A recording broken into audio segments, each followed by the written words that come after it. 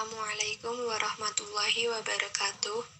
Perkenalkan, kami dari kelompok 3 Perbankan Syariah 1A UIN Raden Mas Said Surakarta yang beranggotakan Deni Silviana nomor absen 7 dengan NIM 215231006, Nurul Istiana nomor absen 8 dengan NIM 215231007, dan Afija Bayu AMR nomor absen 9 dengan NIM 215310008. Di sini kami akan menjelaskan Islam pada masa Umar bin Khattab 634 Masehi sampai 644 Masehi.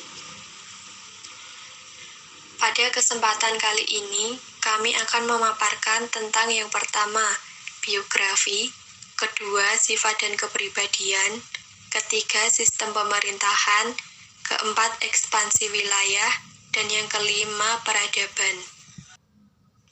Yang pertama, biografi Umar bin Khattab. 1. Masa anak-anak Umar bin Khattab. Nama lengkap Umar bin Khattab adalah Umar bin Khattab bin Nufail bin Abdul Uzza bin Robah bin Qurb bin Razah bin Adi bin Ka'ab ibnu Lu'ay. Umar dilahirkan 13 tahun setelah tahun gajah.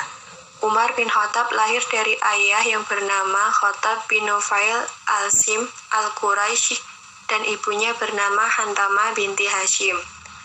Umar bin Khattab lahir di kota Mekah dari suku Bani Adi yang merupakan salah satu rumpun suku Quraisy, yaitu suku terbesar di kota Mekah saat itu. Ayahnya Khattab bin Nufail al-Sim al-Quraisy dan ibunya Hantamah binti Hashim berasal dari marga Bani Makhzum. Beliau diberi gelar oleh Nabi Muhammad sebagai Al-Faruq, yang artinya orang yang bisa memisahkan antara kebenaran dan kebatilan. Keluarga Umar tergolong dalam keluarga kelas menengah yang bisa membaca dan menulis, yang pada masa itu merupakan sesuatu yang langka. 2. Masa remaja Umar bin Khattab. Sesudah Umar beranjak dewasa, Umar menjadi pengembala unta. Ayahnya di Janan atau tempat lain di pinggiran kota Mekah. Beranjak dari masa remaja ke masa pemuda, sosok tubuh Umar tampak berkembang lebih cepat dibandingkan teman-teman sebayanya, lebih tinggi dan besar.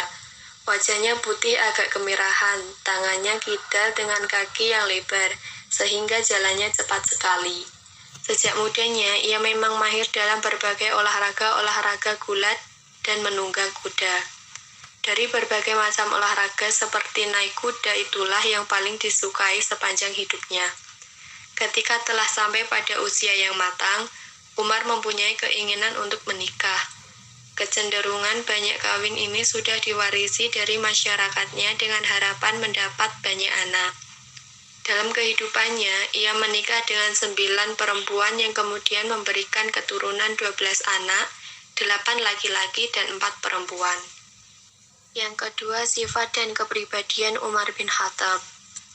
1. Loyalitas tinggi kepada Allah Subhanahu wa Ta'ala dan Nabi Muhammad Sallallahu Alaihi Wasallam. Hal pertama dan utama yang selalu dilakukan oleh Umar bin Khattab adalah mengingat Allah. Umar bin Khattab tahu betul bahwa Allah lah yang mampu memberi ketenangan hati dan mengangkat rasa gelisah yang ada di dalam dirinya. Selain mengingat Allah, beliau juga selalu menghormati, menjunjung tinggi, dan mengikuti ajaran dari Nabi Muhammad SAW.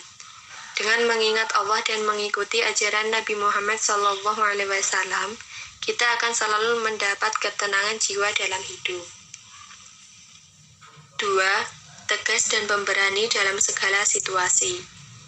Umar bin Khattab terkenal memiliki sifat pemberani dan tegas, namun berhati lembut. Sifat pemberaninya inilah yang membuat Umar bin Khattab mendapat julukan singa padang pasir. Memiliki sifat pemberani bukan berarti tidak pernah merasa takut sama sekali. Umar bin Khattab juga pernah merasa takut, tetapi beliau berhasil mengalahkan rasa takutnya. Sifat berani bisa memberikan seseorang rasa percaya diri, sehingga mampu mengendalikan dirinya dengan lebih baik dalam menghadapi situasi apapun. 3. Selalu bersikap adil. Sikap adil merupakan sifat yang harus dimiliki semua orang, terlebih lagi bagi seorang pemimpin. Umar bin Khattab merupakan sosok pemimpin atau khalifah yang menjunjung tinggi keadilan. Ia tidak ragu untuk memberi penghargaan ataupun hukuman bagi siapapun yang pantas mendapatkannya. Membiasakan untuk selalu bersikap adil dapat membuat hidup bermasyarakat menjadi lebih rukun dan harmonis, terhindar dari perselisihan, dan juga menjauhkan dari perbuatan zalim terhadap hak orang lain. 4. Hidup dalam kesederhanaan. Kehidupan Umar bin Khattab dari sebelum menjadi khalifah hingga setelah menjadi khalifah tidaklah berubah. Beliau selalu hidup dalam kesederhanaan, seperti yang diajarkan oleh Nabi Muhammad SAW. Bila seseorang membiasakan hidup sederhana, meskipun rezekinya berlimpah, maka ia akan selalu merasa cukup, lebih bersyukur atas apa yang dimiliki, serta hidup menjadi lebih tenang karena tidak mengejar gaya hidup mewah di dunia. 5. Bertanggung jawab. Sebagai seorang khalifah tentunya Umar bin Khattab harus bertanggung jawab terhadap tugas dan kewajibannya. Misalnya ketika ia rutin berpatroli untuk mengecek keadaan rakyatnya. Memiliki rasa tanggung jawab yang tinggi adalah sifat penting yang harus dimiliki. Seseorang yang bertanggung jawab akan lebih dipercaya, dihormati, diandalkan, dan disukai oleh orang lain. 3. Sistem pemerintahan. Pada masa pemerintahan Umar bin Khattab terjadi penaklukan yang begitu cepat. Penaklukan itu meliputi Irak, Iran, Syria, Palestina, dan Mesir dalam waktu yang singkat, yaitu selama 10 tahun kekhalifahannya. Umar bin Khattab menyempurnakan sistem pemerintahan yang telah dijalankan pada masa pemerintahan Abu Bakar. Umar bin Khattab mulai menerapkan sistem pembayaran gaji, dan pajak mulai diatur dan diterbitkan. Pengadilan didirikan dalam rangka memisahkan lembaga yudikatif dan lembaga eksekutif, dan jawatan kepolisian pun dibentuk.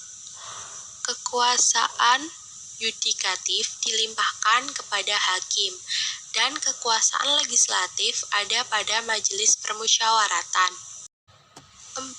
Ekspansi wilayah. Selama kurang lebih 10 tahun masa pemerintahan Khalifah Umar bin Khattab, Islam berhasil memperluas pengaruh wilayah di luar Jazirah Arab melalui berbagai penaklukan yang dilakukan oleh pasukan-pasukan Muslim di bawah komando Khalifah Umar.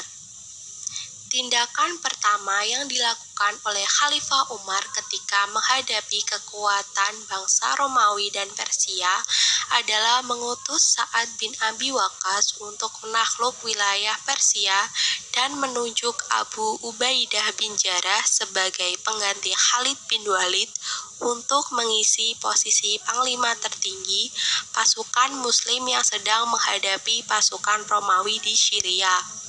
Pasukan Muslim yang dipimpin oleh Sa'ad bin Abi Waqqas berangkat dari Madinah menuju Irak yang sedang dikuasai oleh bangsa Persia. Pasukan Muslim berhasil menerobos masuk dan terjadi pertempuran yang sangat hebat. Pasukan Persia berhasil dipukul mundur oleh pasukan Islam yang dipimpin oleh Sa'ad bin Abi Waqqas pada 635 Masehi. Pada 637 Masehi, pasukan Persia melancarkan serangan di wilayah Jaqilah sebagai bentuk balasan dari kekalahan sebelumnya. Namun pasukan Persia tidak dapat menandingi kekuatan pasukan Muslim sehingga kembali terdesak. Pada 642 Masehi terjadi pertempuran di wilayah Nahawan. Pasukan Persia kembali dikalahkan. Dengan ditaklukkannya wilayah Nahawan, maka seluruh wilayah kekuasaan bangsa Persia dapat dikuasai oleh pasukan Muslim dan berada di bawah pemerintahan Khalifah Umar. Pada 635 Masehi, kota Damaskus yang menjadi salah satu pusat kekuatan bangsa Romawi di Syria berhasil jatuh ke tangan pasukan Muslim di bawah Abu Ubaidah. Pasukan Romawi kemudian melancarkan serangan balasan dan kekuatan yang sangat besar namun tidak dapat mengalahkan pasukan Muslim. Pada 642 Masehi, wilayah Mesir dapat dikuasai sepenuhnya oleh pasukan Muslim setelah Alexandria berhasil ditaklukkan. Dengan demikian, dua kekuatan besar yang berkuasa ketika itu yaitu Persia dan Romawi dapat ditaklukkan oleh pasukan Muslim pada masa kekhalifahan Umar bin Khattab. Hal tersebut sangat berpengaruh pada perkembangan Islam di masa selanjutnya. 5. Peradaban. 1. Keilmuan. A. Tenaga pendidik. Dengan meluasnya wilayah Islam sampai keluar Jazirah Arab, penguasa memikirkan pendidikan Islam di daerah-daerah yang berbeda kebudayaannya dengan Islam.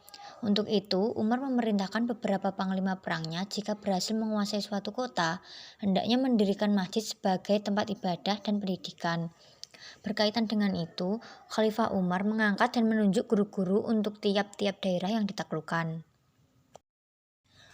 Adapun pengajar pada masa Umar adalah 1. Abu Musa al-Asy'ari.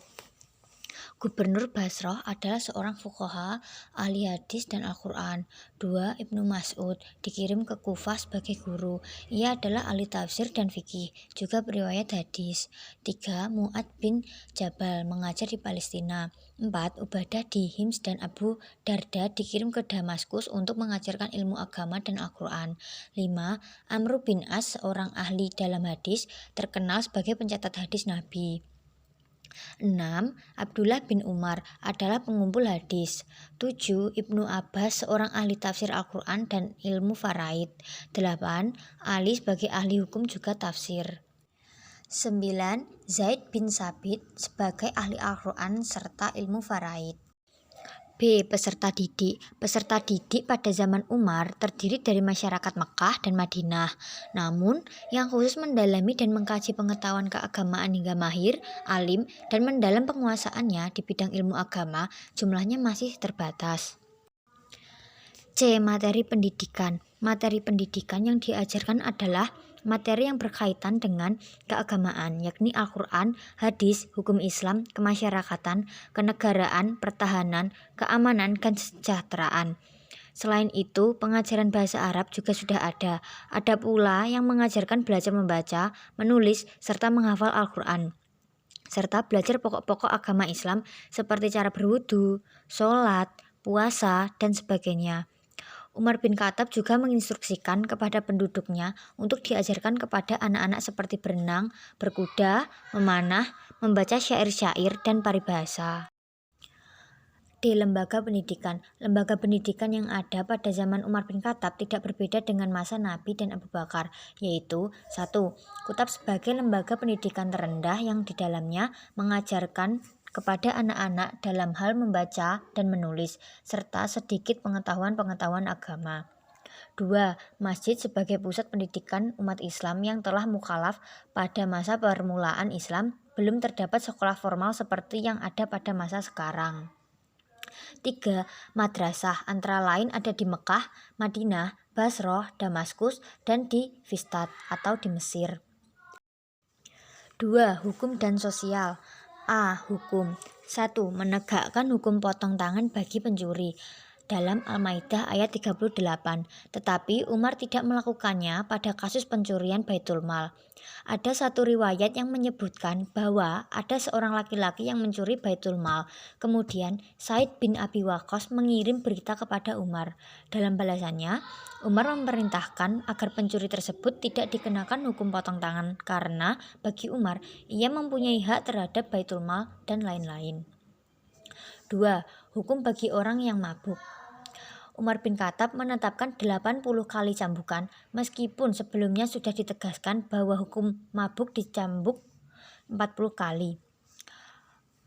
Kebijakan Umar ini berdasarkan pada mabuk adalah analog atau seringkali berujung pada menuduh secara tidak benar atau menfitnah orang berzina. Di dalam Al-Quran telah menetapkan hukumnya 80 kali cambukan. Umar adalah orang pertama yang memaksakan hukum baru ini bagi orang yang mabuk.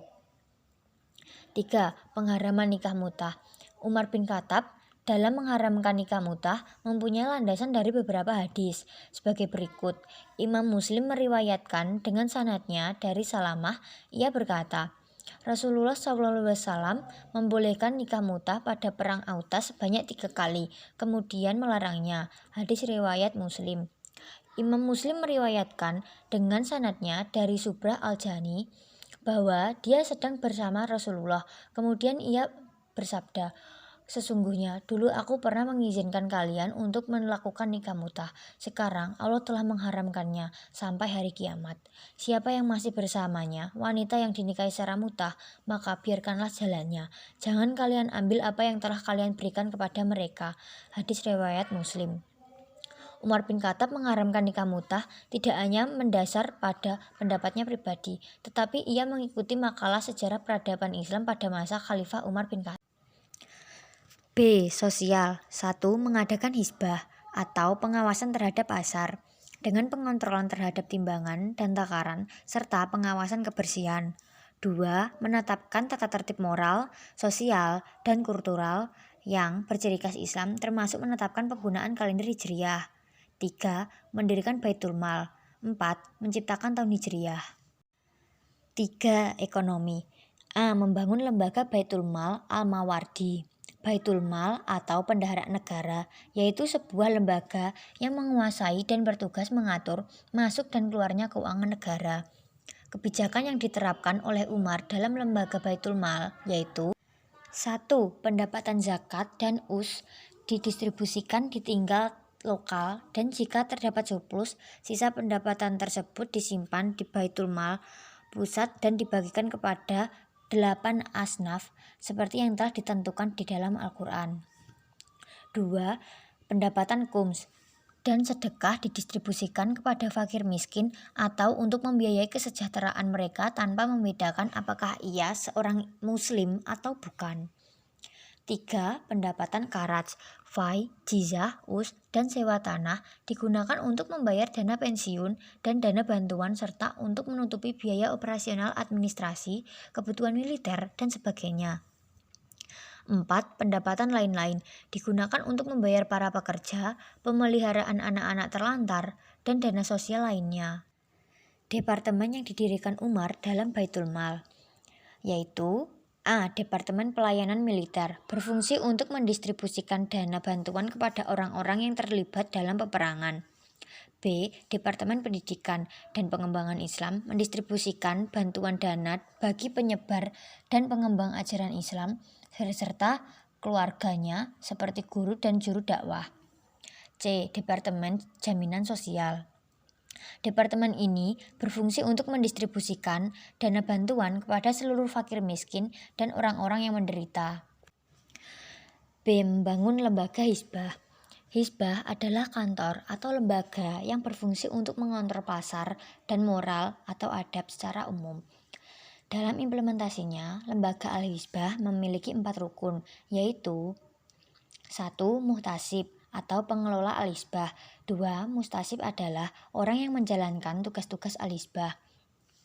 3. Muhtasab alaih, yaitu orang atau pihak yang melakukan perbuatan-perbuatan atau meninggalkan jenis-jenis perbuatan tertentu yang wajib atau boleh dikenakan tindakan al-hisbah.